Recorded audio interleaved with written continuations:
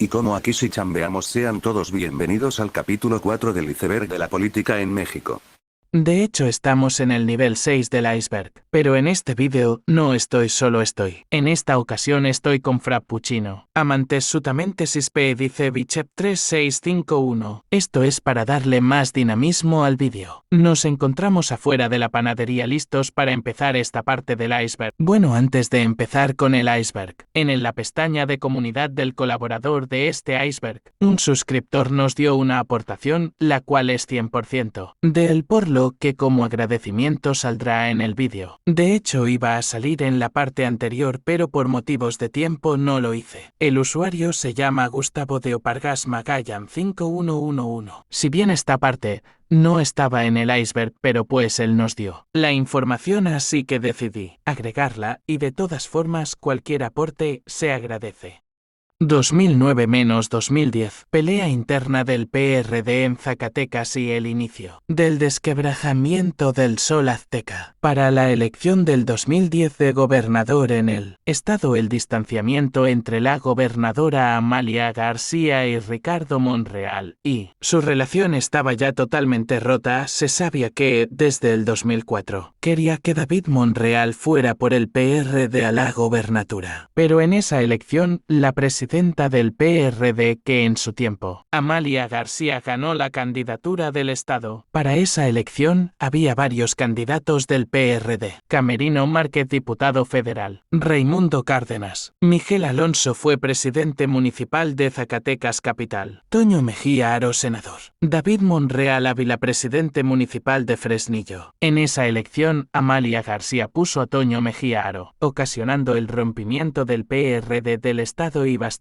electoral. Debido a esto, todos los sectores del PRD y Miguel Alonso Reyes abandonaron el partido en 2009 y se fueron al PRI para cantén de la Alianza Primero Zacatecas, encabezado por PRI, PANAL, PVM. Esto terminó con un resultado a favor del PRI y el desdibuje del Partido del Sol Azteca al perder su Beschan y el regreso del PRI.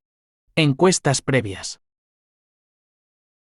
En México, las encuestas previas son estudios de opinión pública que se realizan antes de una elección para conocer las preferencias electorales de la población. Su objetivo principal es medir el apoyo de los candidatos, partidos o coaliciones y anticipar posibles resultados. Esto incluye la intención de voto. ¿A quién planea votar la gente si las elecciones fueran hoy? Conocimiento y opinión de los candidatos. ¿Qué tanto conoce la gente a los aspirantes? Y si tiene una opinión positiva o negativa sobre ellos. Temas prioritarios para la ciudadanía. ¿Qué preocupa más al electorado? Seguridad, economía, salud, corrupción, etc. Evaluación del gobierno en turno, ya sea presidente, gobernador o alcalde actual. ¿Cuándo se realizan? Pueden hacerse meses o incluso años antes de una elección. Se intensifican en el año previo a la jornada electoral, especialmente durante las campañas. El INE, Instituto Nacional Electoral, regula la publicación de encuestas en periodo electoral. En los últimos días antes de la elección, está prohibido publicar encuestas periodo de veda electoral. Las encuestas deben especificar tamaño de la muestra, margen de error, fecha de levantamiento, metodología telefónica, en vivienda, internet. ¿Qué tan confiables son? Si están bien hechas, pueden reflejar tendencias reales. Sin embargo, hay encuestas manipuladas o poco profesionales usadas para propaganda o inflar candidatos. Por eso es importante revisar quién la paga, qué metodología usó, si está registrada ante el INE. Encuestas de salida. Las encuestas de salida en México son estudios de opinión que se realizan el mismo día de la elección, justo después de que los votantes emiten su voto. Su propósito es anticipar los resultados oficiales antes de que el INE los publique, con base en lo que dicen los electores al salir de las casillas. ¿Cómo funcionan? Encuestadores están apostados fuera de casillas seleccionadas, abordan a personas que acaban de votar y les preguntan de forma anónima por qué candidato o partido lo hicieron. La muestra debe ser representativa por región, género, edad, etc. Se usa para detectar tendencias reales con alta precisión, aunque no infalibles. Estas sirven para anticipar resultados antes de que cierren las casillas, verificar si hay diferencias entre intención de voto y voto real, detectar si hubo voto oculto, ayudar a medios de comunicación y partidos a interpretar la elección.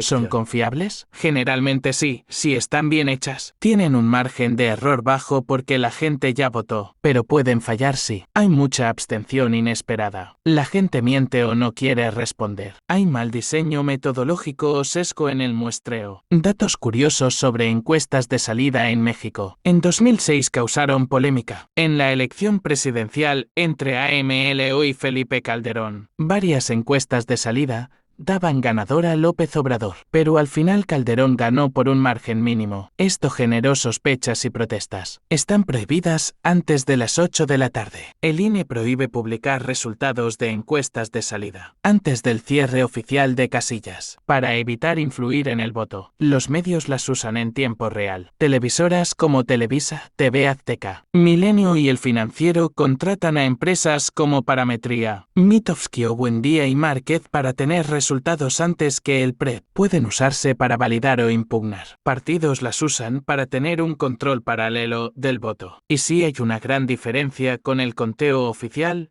pueden impugnar la elección. Revelan más que el voto. A veces se les pregunta también, ¿por qué votó por ese candidato? ¿Qué problema fue más importante? Conteo distrital. El conteo distrital en México es el procedimiento oficial, mediante el cual se revisan y suman los votos de todas las casillas instaladas en un distrito electoral federal o local, con el fin de obtener los resultados definitivos y legales de una elección. Este proceso lo lleva a cabo el Instituto Nacional Electoral INE. En elecciones federales, presidencia, diputados, senadores y los institutos electorales estatales en elecciones locales. ¿Qué es un distrito electoral? Un distrito electoral es una división territorial del país, creada para fines electorales. Cada distrito agrupa varias casillas. En México hay 300 distritos federales, para elegir a los diputados de mayoría relativa. ¿Cómo se realiza el conteo distrital en México? Reunión del Consejo Distrital. El miércoles siguiente a la jornada electoral domingo, el Consejo Distrital del INE se instala en sesión permanente para iniciar el conteo. Revisión de actas de casilla. Se reciben las actas de escrutinio y cómputo de cada casilla. Estas actas contienen los resultados preliminares de la votación. Cómputo de resultados. Si no hay errores evidentes, se suman los resultados del acta. Si hay dudas, errores o diferencias mínimas entre candidatos, se procede a abrir los paquetes para contar voto por voto. Recuento voto por voto se aplica. El recuento total o parcial ocurre cuando el número de votos nulos es mayor a la diferencia entre el primero y segundo lugar. Todos los votos están en cero o ilegibles en el acta. ¿Por qué es importante? Da certeza legal a los resultados. Permite corregir errores aritméticos. Es la única base legal para entregar constancias de triunfo. Fortalece la transparencia y confianza en la elección. Chespirito era del PAN.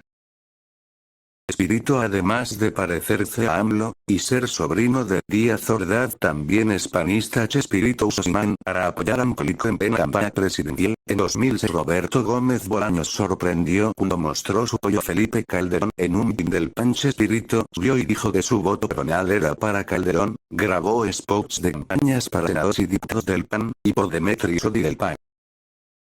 Partidos comunistas. Comunistas en México. México ha tenido varios partidos comunistas a lo largo del tiempo, algunos con gran relevancia histórica y otros de existencia marginal. Partido Comunista Mexicano PSM, 1919 a 1981. Fundación 1919. Originalmente llamado Partido Comunista de México. Sección de la 3 Internacional. Ideología: marxismo-leninismo, afiliado a la Comintern. Relevancia histórica. Fue el partido comunista más importante en México durante el siglo XX. Obtuvo registro legal hasta 1979. Participó en movimientos obreros, campesinos y estudiantiles. 1981 se disolvió para formar parte del Partido Socialista Unificado de México PSUM, que luego derivó en el PRD. Figuras destacadas: Valentín Campa, Arnoldo Martínez Verdugo, Hernán Labor, Dionisio Encina. Este más que comunista clásico fue eurocomunista, abogando por ideas ecologistas y socialdemócratas. Partidos comunistas actuales. Hoy en día no existe un partido comunista fuerte ni con registro oficial nacional. Sin embargo, varias organizaciones pequeñas reclaman el legado comunista. Aunque Morena es hegemónico, no es comunista, es un partido de izquierda nacionalista con base popular, pero sin filiación marxista. El Partido del Trabajo PT se dice socialista, pero es pragmático, no comunista ortodoxo. ¿Por qué no existen partidos comunistas legales fuertes en México hoy? Desprestigio histórico tras la caída de la URSS. Fragmentación ideológica entre marxistas, trotskistas, maoístas. El registro electoral es difícil de obtener y conservar. El PRD absorbió toda la base comunista del PAIS, siendo una mezcla de todas esas ideas, pero yéndose a una idea más socialdemócrata, y la otra parte se fue al Partido Socialdemócrata, y hoy en día están en Movimiento Ciudadano, aunque de cierto modo Morena lleva el legado del Partido Comunista Mexicano. Por ejemplo, Martín Batres estuvo en el PSUM. ¿Cárdenas sería buen presidente?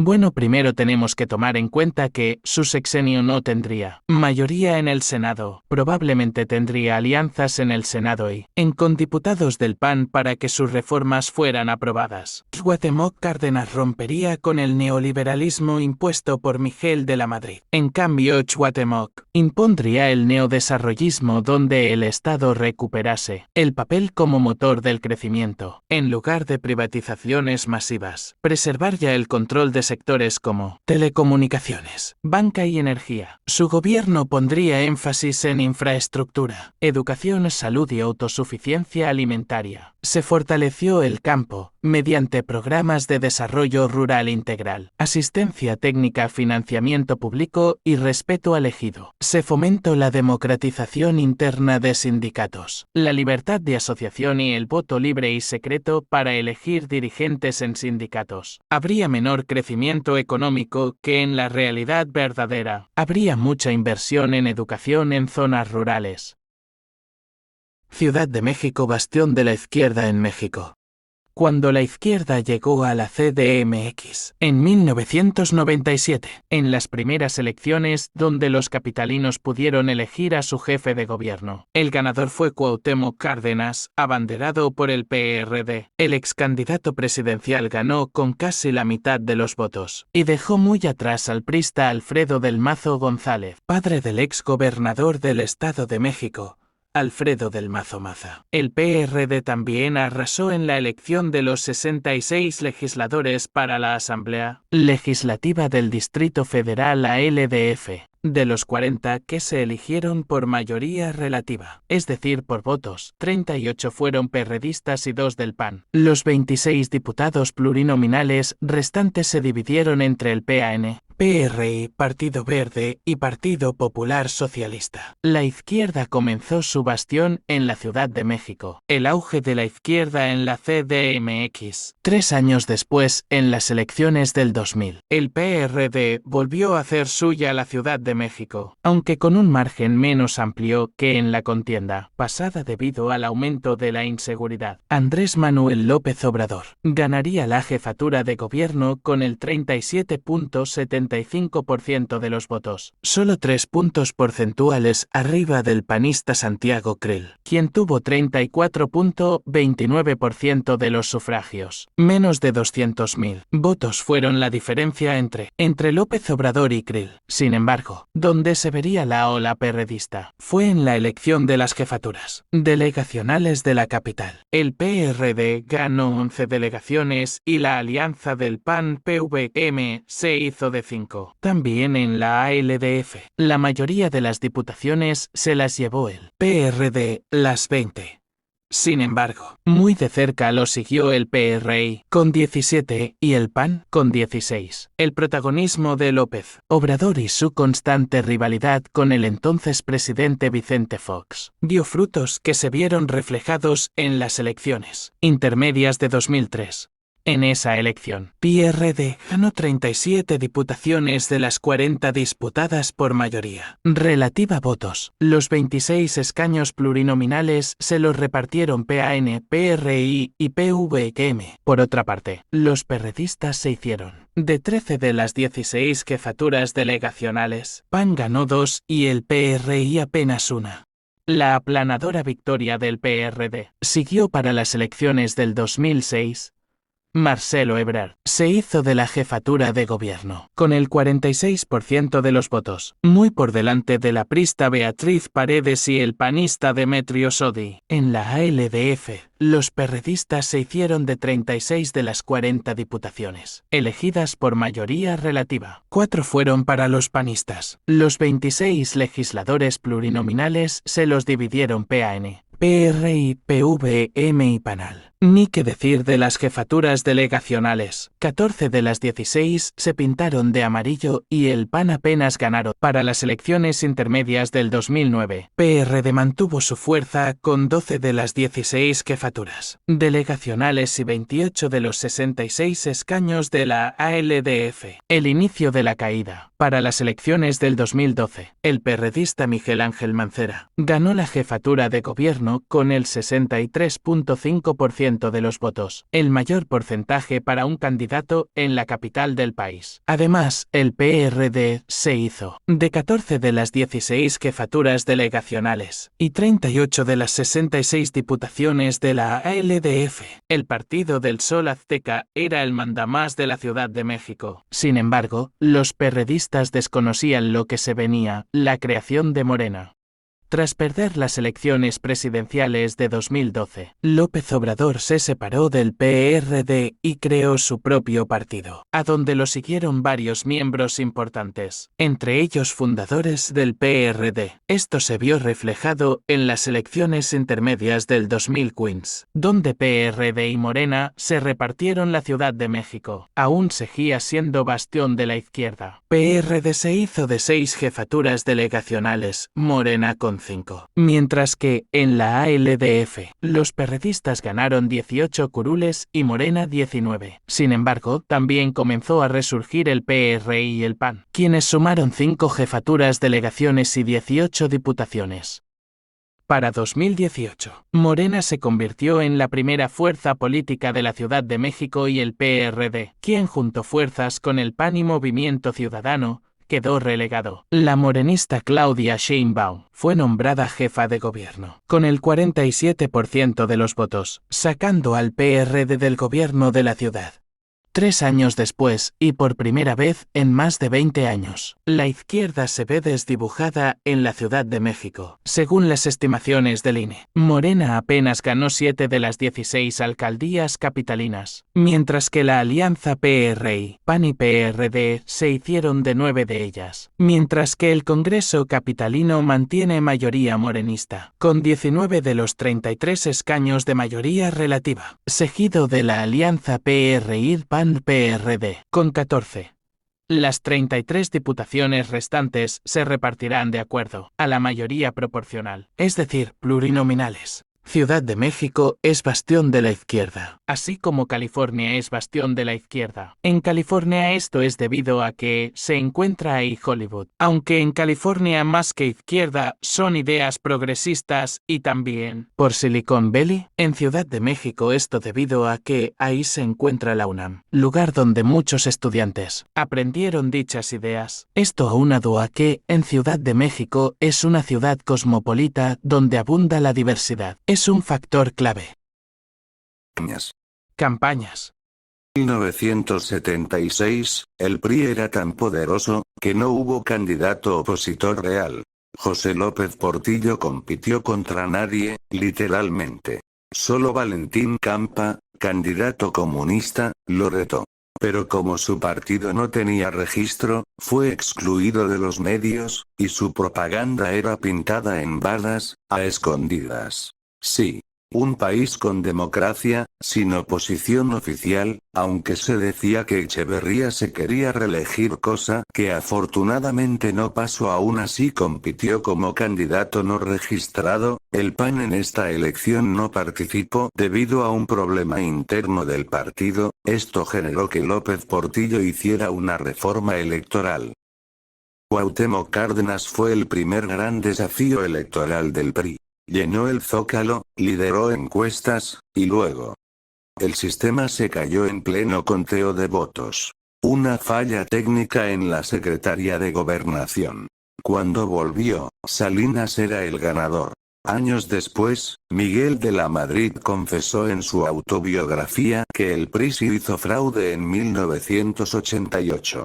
Carlos Salinas había aumentado el gasto público, esto con el fin de apoyar a Colosio, por lo que Luis Donaldo Colosio era considerado el delfín de Salinas, pero comenzó a hablar de justicia, pobreza y cambio verdadero. Su discurso en Lomas Taurinas fue el último, cosa que hizo que el PRI tuviera más votos y la gente pensó que el cambio estaba por venir. El 23 de marzo de 1994 fue asesinado. Su lugar lo tomó un desconocido, Ernesto Zedillo.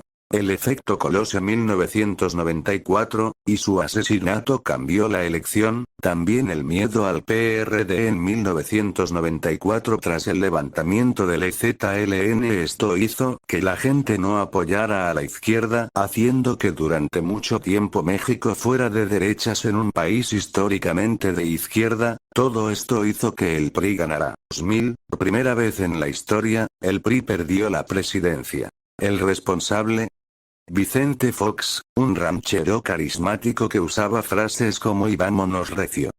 Su campaña fue la primera que usó marketing político moderno al estilo estadounidense. Se dice que la campaña de Fox 2000 fue diseñada por consultores de la CIA para evitar que México se izquierdizara. Apareció en programas de comedia, reality shows, y hasta tenía su propia botarga, el FOBAP. Manuel López Obrador es un peligro para México. Esa frase no salió de un meme, sino de un spot real del PAN. La campaña de 2006 fue una guerra sucia sin precedentes. AMLO perdió por solo 0,56%. Declaró fraude y se autoproclamó presidente legítimo. El país vivió meses de plantones, tensión y teorías sin fin. La campaña con Televisa, 2012, en 2012, Enrique Peña Nieto era el favorito. Pero un grupo de estudiantes en la Ibero lo confrontó. Fuera Peña. El PRI lo negó. Entonces nacieron los Yo Soy 132. Y también salieron a la luz contratos entre Televisa y el PRI para mejorar la imagen de Peña. Una campaña presidencial hecha como telenovela, el PAN apoyando tácitamente a AMLO en 2012 para evitar que ganara el PRI. La caída de Josefina Vázquez Mota, PAN 2012. El sistema algoritmo Pegasus fue probado en elecciones estatales antes de 2012.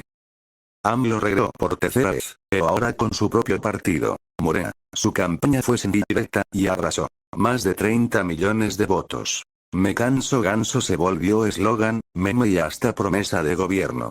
Fue el final de la transición democrática y el inicio de la cuarta transformación. Boletas.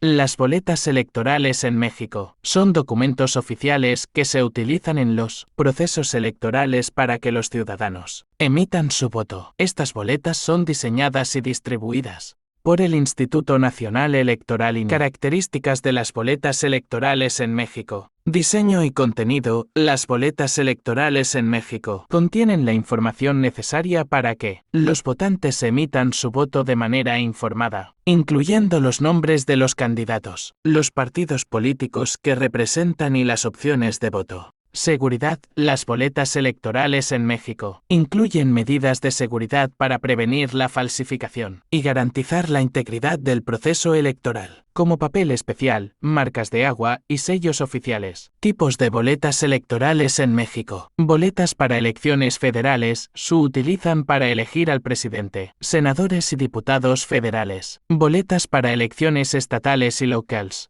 Se utilizan para elegir a gobernadores, diputados locales y presidentes municipales, entre otros cargos. Importancia de las boletas electorales en México. Garantía de la voluntad del votante. Las boletas electorales permiten a los ciudadanos expresar su voluntad de manera secreta y segura. Integridad del proceso electoral. Las boletas electorales son fundamentales para garantizar la integridad y transparencia del proceso electoral en México. Proceso de votación. Presentación de la credencial de elector. Los ciudadanos deben presentar su credencial de elector para votar. Entrega de la boleta electoral. Los ciudadanos reciben la boleta electoral y emiten su voto en secreto. Conteo de votos. Los votos se cuentan de manera transparente y se publican los resultados oficiales. Ciudad de México antes del 2015. Antes de 2016, no se llamaba Ciudad de México como Estado autónomo. Su nombre oficial era Distrito Federal de DF, una entidad federal controlada directamente por el gobierno federal hasta 1997. El jefe de gobierno se elegía por voto popular a partir de 1997. Antes era designado por el presidente. Su división territorial estaba dividida en 16 delegaciones, no alcaldías como ahora. Las delegaciones no tenían autonomía plena ni órganos legislativos locales. Algunas delegaciones emblemáticas: Coyoacán, Gustavo A. Madero, Iztapalapa, Tlalpan, Miguel Hidalgo. Infraestructura y transporte. El metro era el sistema más importante de transporte, pero con saturación creciente. El Metrobús se introdujo en 2005 y se expandió poco a poco. La ciudad aún tenía un fuerte dominio del transporte colectivo informal, microbuses y combis. Grandes ejes viales dominaban el diseño urbano: eje central, periférico, viaducto, circuito interior. El segundo piso del periférico comenzó a construirse durante el gobierno de López Obrador 2002-005. 4. Problemas urbanos. Alta contaminación del aire, aunque mucho menos que en los 80 y 90. Tráfico crónico, especialmente en horas pico. Desigualdad urbana. Zonas con servicios de clase mundial: Polanco, Santa Fe, Lomas y zonas marginadas: Iztapalapa, partes de Xochimilco. Crecimiento desordenado en la periferia: Ecatepec, Chalco, Nezahualcóyotl, que dependía de la ciudad. Cultura y vida social. Epicentro cultural del país: museos, galerías, universidades UNAM, IPN, UAM. Gran vida nocturna, especialmente en zonas como Zona Rosa, Condesa, Roma y Coyoacán. Aumento del turismo local e internacional, aunque con más limitaciones que ahora. Escena alternativa y artística en auge: rock mexicano, arte urbano, colectivos. Cambios urbanos antes de 2015. Transformación de zonas como Centro Histórico: rescate con Ebrard Slim. Santa Fe como distrito financiero de lujo. Gentrificación en la Roma y Condesa. Creación de ciclovías, ecobici y espacios públicos modernos. Aumento de edificios corporativos: Torre Mayor, Torre Reforma, Torre BBVA. Campaña contra AMLO 2006. Año 2006. México parecía vivir su democracia más avanzada, pero algo raro estaba ocurriendo. Anuncios que decían que el candidato puntero era un peligro para el país. Llamadas misteriosas, noticieros que repetían frases como si fueran órdenes. ¿Qué tan lejos llegó la guerra sucia contra Andrés Manuel López Obrador? Hoy abrimos el archivo de la elección más cuestionada en la historia moderna de México. AMLO, el favorito que no debía ganar. Desde 2003, las encuestas lo decían claro: AMLO iba ganando. El PRD había conquistado la Ciudad de México. El gobierno de Vicente Fox, del PAN, comenzó a verlo como una amenaza real, en lugar de competir con propuestas. La consigna fue destruirlo. La campaña del miedo. AMLO es un peligro para México. Esa frase no la inventó un troll, la pagó el gobierno. Spots transmitidos en TV abierta, radio, incluso en cines. El PAN lo vinculaba con Hugo Chávez, con el caos, con la dictadura. La imagen de un López Obrador violento, autoritario y vengativo fue fabricada día tras día. El Tribunal Electoral ordenó detener los anuncios, pero la campaña ya había surtido efecto. El IFE fue pasivo. Empresarios de forma espontánea empezaron a pagar también anuncios negativos. Nunca se supo cuánto costaron, ni quién los financió de verdad. En 2004, antes de la campaña, intentaron inhabilitar a AMLO legalmente. El llamado desafuero fue una maniobra para sacarlo de la boleta presidencial. Marchas masivas y presión social detuvieron el golpe, pero quedó claro que el poder no lo quería de candidato. La guerra psicológica. El día de la elección, muchas personas recibieron llamadas telefónicas con grabaciones falsas. Les advertían que si AMLO ganaba, el país se convertiría en Venezuela. También se reportaron compras masivas de voto, acarreo y anomalías en casillas. El conteo rápido se detuvo. Cuando regresó, Felipe Calderón iba adelante por 0,56%. Circulan videos donde funcionarios del IFE confiesan errores graves. Otras grabaciones muestran bolsas con boletas electorales siendo quemadas. Aunque nunca se probó un fraude total, las irregularidades fueron reales. El Tribunal Electoral reconoció que hubo anomalías, pero validó la elección de todos modos. La campaña sucia contra AMLO en 2006 no solo fue política, fue un laboratorio de manipulación masiva. Desde entonces, ninguna elección volvió a ser igual, probablemente el mayor miedo del PAN era que AMLO hiciera del PRD otra dictadura partidista, una de un partido inamovible como lo que fue el PRI, quedando el PAN como una fuerza opositora a este. Miren aquí cerca de esta manta, encontré esta lámpara, seguro que concederá algún deseo. Pues frótalas. Pues sí. Ahí por fin salí, fui encerrado en esta lámpara después de ser presidente. Si usted perdió y lo intentó 3 veces, Cuauhtémoc. Y de otra realidad, díganme su deseo, como son muchos solo les daré 2 a cada uno. Bueno, como yo encontré la lámpara, pediré yo primero. Deseo durar mucho con mi novia, y deseo rejuvenecer 4 años. Deseo durar mucho con mi novia, y tener ropa emo. Deseo ser mujer.